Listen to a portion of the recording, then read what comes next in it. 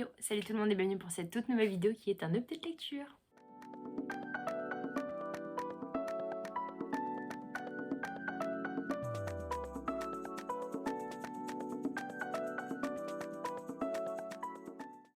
Du coup, j'ai décidé de commencer par mon coup de cœur que j'ai eu il y a 2 heures, on va dire. Il s'agit de Eleanor and Gray de Brittany Sitcheri et c'est publié chez Hugo Roman. La claque, mais quelle claque! J'ai pleuré tout le long du roman, une vraie fontaine. Pour vous expliquer un petit peu l'histoire ici, nous sommes donc dans une romance. Euh, Nous suivons Eleanor and Gray du coup qui se connaissent depuis qu'ils sont adolescents. En fin de compte, l'un et l'autre étaient respectivement leur premier amour, on va dire. Et voilà, ils se sont aimés dans des périodes qui étaient super difficiles, notamment pour Eleanor, étant donné que sa maman est atteinte d'un cancer. Et puis les choses ont fait que Eleanor déménage et elle coupe du coup les ponts avec Gray, qui en fait, l'un et l'autre font leur vie, hein, tout simplement. Et voilà, 16 ans se passent. Et puis un jour, sans le savoir, Eleanor va être embauchée en tant que nounou pour garder les enfants de Gray. Et là, ça va basculer. Est-ce qu'un amour pour renaître? Qu'est-ce qui s'est passé? Gray n'est pas l'adolescent qu'elle avait connu il y a 16 ans. Et voilà, le caractère a énormément changé. Mais au fond d'eux, leur âme et leur cœur restent toujours très sensibles et peut-être attachés l'un à l'autre, on ne sait pas. Seigneur, ce roman, il m'a fait tellement, tellement pleurer. Il est juste sublime et la plume est parfaite. Là, on parle vraiment de deuil dans ce roman. Il y a que du deuil, presque. Et c'est impossible de rester de marbre face à cette lecture. Je trouve que en parler aussi facilement et en parler aussi profondément, et ben je trouve que ça a créé un truc avec moi. J'ai eu le feeling pour un livre comme ça. Je suis pas très romance, voire pas du tout de base. Et là, plus j'en lis, enfin je m'aperçois que mes vraiment derniers coups de cœur ou les lectures que j'ai savourées pleinement, et bien c'était malheureusement pour moi des romances. Moi qui suis fan de tous les univers sauf de ça. Donc je me remets en question un petit peu et je pense que je vais en lire un petit peu plus parce que celui-là, très clairement, il m'a touché en plein cœur. J'ai adoré la plume, j'ai adoré les personnages. Alors oui, il y a des personnes qui vont dire que ces personnes à l'intérieur sont peut-être trop parfaites, mais ça fait du bien d'avoir des personnes peut-être parfaites et bienveillantes parce que dans les romances surtout, on a toujours ce côté bad boy. On va parler de After par exemple, qui est un mec super manipulateur, je trouve. Et voilà, je trouve que ça a été mis en avant d'une façon très maladroite. Alors que là, oui, le mec, il va être peut-être trop parfait, super bienveillant, il va être gentil, il va être drôle, il va être présent. Mais merde, ça fait du bien de lire quand même une romance où le mec n'est pas un enfoiré, parce que tous les mecs ne sont pas des enfoirés. Et je trouve ça super important de l'avoir mis en avant. Et voilà, c'est super cool, c'est super bien abordé. Le deuil, ça m'a fait vraiment, vraiment remise en question sur peut-être les personnes qui ont changé de comportement suite à la mort de quelqu'un. On se dit que oui, on n'est pas dans la tête de l'autre, mais que même s'il nous repousse, c'est important d'être présent à n'importe quel moment. Et voilà, moi je trouve que c'est super bien abordé et je peux que vous le recommander, même si vous n'êtes pas fan de romance. La preuve, moi la première, ça m'a pas empêché de le savourer et de le kiffer à mort. Donc foncez lire Eleanor Gray, s'il vous plaît. Cette fois, je vous embarque en Inde avec Bali Kaur Jaswal qui a écrit pardon, Les Incroyables Sœurs Shergill ou Les Incroyables Aventures des Sœurs Shergill, je crois, quelque chose comme ça, pardon. Et, euh, et voilà, comme je vous l'ai dit, on nous embarque directement en Inde parce que tout simplement, on va suivre le pèlerinage des trois sœurs. En fait, il faut savoir que nous suivons une famille indienne, donc nous avons les trois sœurs avec les parents. Malheureusement, la maman décède et le dernier vœu qu'elle a fait, c'est tout simplement de faire, ou de demander à ses filles de faire le pèlerinage en Inde qu'elle n'a pas pu faire. Mais il faut savoir que les sœurs ne s'entendent genre pas du tout. Elles sont super différentes. Il y en a une qui est très droite, l'autre elle est en mode pas dévergondée, mais elle va en dehors des cases de la culture indienne. Et puis nous avons une troisième qui est entre les deux. Donc vraiment on a trois types de personnages qui ont évolué, non pas en Inde mais elles sont en Angleterre à l'heure actuelle. Donc voilà, c'est des femmes qui ont évolué, non pas dans leur pays d'origine, mais ailleurs, mais qui se rendent compte un petit peu de la faiblesse de leur culture. Et puis nous arrivons en Inde et nous avons une claque, nous avons des paysages, nous avons des monuments, nous avons des saveurs, des couleurs, des odeurs, il y a tout qui vient quand on lit ce roman, c'est un truc de ouf et j'ai adoré. J'ai adoré me plonger dans ce roman, c'était super sympa à lire. Et puis voilà, le thème principal, on va dire, de ce roman, c'est un peu le deuil que chacune fait à leur façon, notamment pendant le pèlerinage. Et puis, est-ce qu'elles vont se réconcilier? Pourquoi elles se querellent autant? Il faut savoir qu'en Inde, en fait, le fait d'avoir une fille, c'est un échec. Le couple en a eu trois. Donc, on peut s'imaginer qu'il y a eu ce sentiment de culpabilité envers enfin, des filles envers leurs parents, de dire je suis désolée d'être une fille, en fait. C'est un peu ce que ce roman évoque. je suis désolée d'être née femme parce que c'est pas ce qui va te rapporter de l'argent et et c'est super touchant, c'est super sympa à lire, très clairement. Et j'ai eu énormément de mal avec, l'une des sœurs par contre, qui est, je trouve, assez égoïste et puis au fur et à mesure de l'histoire, on se dit: «Bon, ben, c'est la plus déterminée, la plus téméraire des 3 en fin de compte». Mais voilà, c'était touchant d'apprendre à les aimer au fur et à mesure du roman et je crois que c'est la première fois qu'il y a un personnage que je déteste au début et à la fin je me dis: «En fait, c'est mon préféré». Ça m'arrive très rarement, mais dans ce roman, c'était facile à l'apprécier au fur et à mesure des pages. Je crois qu'on est sur 400-500 pages, il me semble, donc c'est quand même super bien développé. Et voilà, je vous le recommande si vous aimez les voyages tout comme moi, je vous recommande si vous aimez un petit peu en savoir plus sur les cultures. Et voilà, c'est un sujet de deuil qui est quand même évoqué. Il y a d'autres sujets, mais ce serait vous spoiler si je vous en parlais, donc ça ne sert à rien.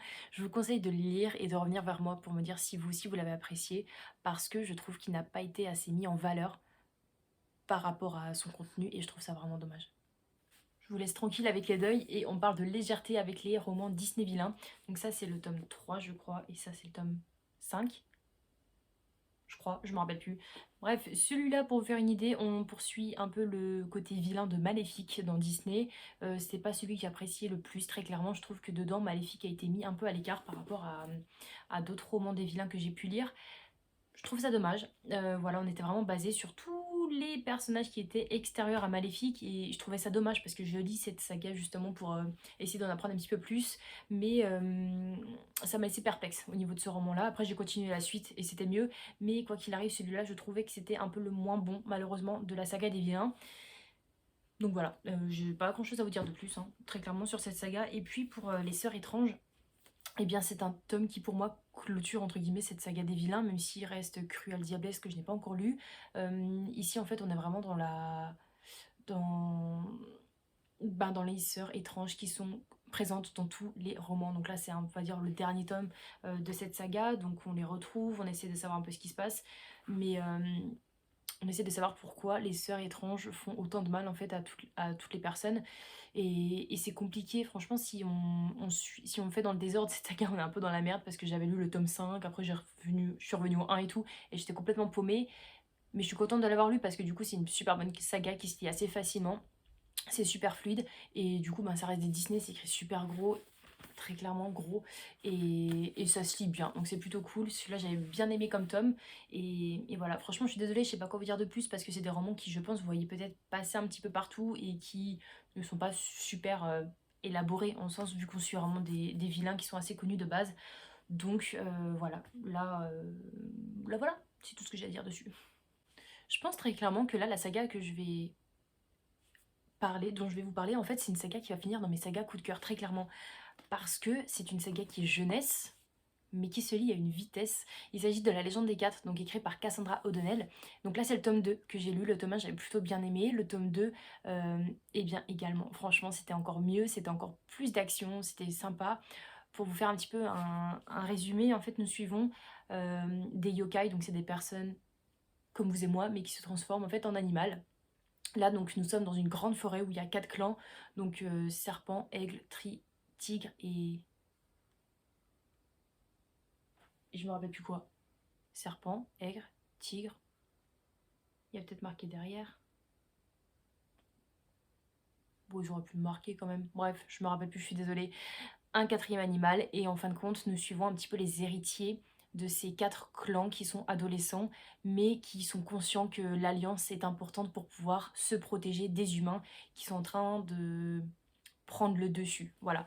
Là, on est dans un monde où les yokai, en fait, eh bien, ils ont le pouvoir, ils prennent le pouvoir parce que les humains ont tellement été égoïstes et envieux de tout qu'ils ont détruit le monde, ils ont détruit la Terre, et le fait d'avoir des humains animaux permet en fait tout simplement à la Terre de se régénérer et au monde d'être un peu moins égoïste. Sauf que là, on s'aperçoit que l'humain redevient comme avant et l'humain essaye de tuer les animaux pour pouvoir avoir ce pouvoir de dominer, très clairement.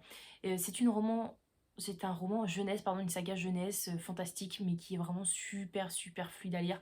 J'ai kiffé, c'est pas prise de tête, et voilà, ça se lit bien. C'est tout ce qu'il y a à retenir. Les personnages sont plutôt cool, on a des personnages qui sont super marrants, on a un personnage qui est réservé. On a forcément une petite romance, mais c'est très léger, mais voilà, ça reste un peu du jeunesse, donc forcément, tout est abordable et mis en fluidité, c'est très léger, donc moi j'ai kiffé lire cette saga. J'ai le tome 3 qui m'attend, donc je vais lire prochainement et le tome 4, j'attends qu'il sorte à France Loisir pour avoir le même format. Oui, c'est esthétique, mais c'est important de le signaler. Et puis un dernier roman à vous présenter, il s'agit de Mon voisin étrange, écrit par Florian Denisson. Donc là, nous sommes dans une enquête jeunesse, c'est vraiment pour les adolescents pour le coup. Je ne savais pas avant d'avoir lu ce roman, mais je suis plus confiante quant à l'écriture. Là, l'écriture, je l'avais trouvée un petit peu, pas forcément moyenne, mais très légère, sans forcément de complications pour l'auteur, enfin pour le lecteur, à chercher tel et tel truc au niveau de l'enquête. Et je me suis dit que si c'est pour les enfants, effectivement, il faut que ce soit atteignable. Donc enfin atteignable, accessible au niveau de la lecture, donc je comprends mieux. Ici, nous suivons tout simplement un adolescent qui est contraint de rester 2 mois en vacances dans son village paumé, tout seul, parce que son meilleur ami, lui, part pendant les 2 mois. Et du coup, il y a un voisin qui va arriver en face de chez lui, et c'est le genre de voisin qui est assez mystérieux, qui est assez solitaire, et qui en plus de ça fait que des allers-retours la nuit en fait. Donc c'est un peu chelou, et notre adolescent en fait a que ça à faire de ses vacances, de regarder un petit peu ce qui se passe autour de chez lui, et il va trouver vraiment ce voisin un peu trop suspect, un peu trop bizarre. Et il va faire équipe avec une de ses voisines pour découvrir un petit peu ce qui se trame dans la maison de ce mystérieux voisin. Et j'ai beaucoup apprécié ma lecture, c'était une lecture qui est super fluide. On est sur 130 pages qui se lisent assez rapidement. L'enquête, je pense qu'elle aurait pu être menée... Enfin, l'enquête... C'est une histoire vraiment d'adolescent, hein, très clairement. Ne vous attendez pas à, à un truc de fou, mais je trouve que ça fait du bien de lire avec autant de légèreté un roman. Et c'est vrai que je m'aperçois que je n'ai pas grand-chose à dire dessus, que c'est un roman jeunesse qui se lit facilement. C'est vrai qu'en 130 pages, c'est compliqué de faire un résumé sur certains romans, mais pour une enquête, j'ai trouvé qu'il y avait quand même pas mal de petits suspens, et puis on est mené en bateau quand même, donc c'est tout ce qui compte pour se mettre dans une lecture comme ça d'enquête pour enfants. Et si vous avez des enfants, n'hésitez pas à leur faire lire ce genre de petite enquête qui est assez sympa, et ça vous permet d'avoir le fait de lire un livre de 130 pages, ça permet en fait d'avoir un petit peu un avant-goût sur l'écriture de l'auteur, parce que je sais pas s'il a fait des romans adultes, mais je sais que c'est un genre de série qu'il est en train de faire, donc ça, je sais pas si c'est le premier tome ou ce genre de choses, mais en fin de compte, il fait une série avec les personnages principaux qui vont mener des enquêtes au fur et à mesure, et je trouve ça super sympa. Ça permet aussi au lecteur de s'attacher à des adolescents et de les suivre sur plusieurs enquêtes, parce que c'est vrai que 130 pages, bah, autant vous dire que les personnages sont vite bâclés au niveau du caractère, au niveau de leur personnalité, ce genre de choses, donc c'est plutôt cool si je les retrouve dans un autre tome. Et voilà, du coup, cette update lecture est terminée, j'espère que ça vous aura plu. J'ai essayé de mettre en évidence des romans plutôt différents. Euh, et c'est des romans que j'avais lus il y a tellement longtemps que là, je crois que j'ai terminé mes updates de février, pour vous dire. Donc, je commence à rattraper mon retard. Mais bon, quoi qu'il arrive, je vous remercie d'avoir regardé cette vidéo jusqu'au bout. J'espère que ça vous aura plu. Et je vous retrouve bien évidemment la semaine prochaine pour une nouvelle vidéo. Ciao, ciao!